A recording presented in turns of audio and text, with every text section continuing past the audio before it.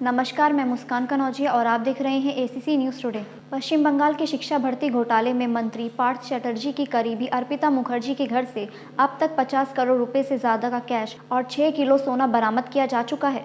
यही नहीं, इसके अलावा भी कई और खुलासे इस मामले में हो रहे हैं।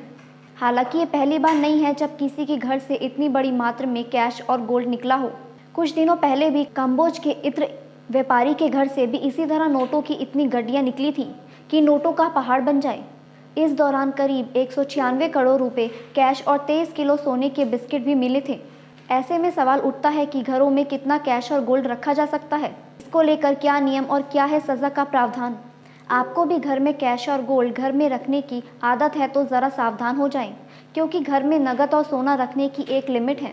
इससे ज़्यादा अगर आप रखते हैं तो आपकी मुश्किलें बढ़ सकती हैं। वर्तमान में घर पर गोल्ड रखने की कोई लिमिट नहीं है, बशर्ते आपको इस वैलिड सोर्स और प्रूफ देना होगा।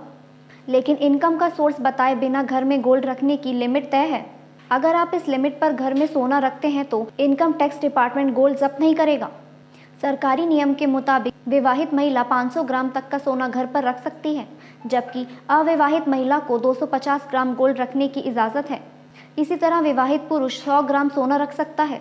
इतना सोना घर पर रखने के लिए आय का प्रमाण देना ही ज़रूरी नहीं होता है, लेकिन इस लिमिट से ऊपर रखने पर आपको इनकम प्रूफ देना होगा। गिफ्ट में 50,000 रुपये से कम के सोने के आभूषण मिलते हैं या विरासत में ज्वेलरी मिलती है तो ये टैक्स के दायरे में नहीं आता, लेकिन इसे भी साबित करना होगा कि ये गिफ्ट या विरासत में मिला है। केंद्रीय प्रत्यक्ष कर बोर्ड के मुताबिक सोर्स की जानकारी देने पर गोल्ड के आभूषण रखने पर कोई रोक नहीं है, लेकिन इनकम टैक्स एक्ट 1961 के सेक्शन 132 के तहत आईटी अधिकारी को अधिकार है कि वे तय लिमिट से ज़्यादा ज्वेलरी होने पर उसे जब्त कर सकते हैं। घर पर कैश रखने की कोई भी लिमिट तय नहीं है, लेकिन आपको इस कैश का सोर्स बताना होगा कि आपके पास ये कैश किस जरिए से आया है। नियमों के मुताबिक घर में रखे कैश का सोर्स बताना ज़रूरी है। अगर कोई कैश की जानकारी ना दे पाता है तो 137% तक जुर्माना भरना पड़ सकता है।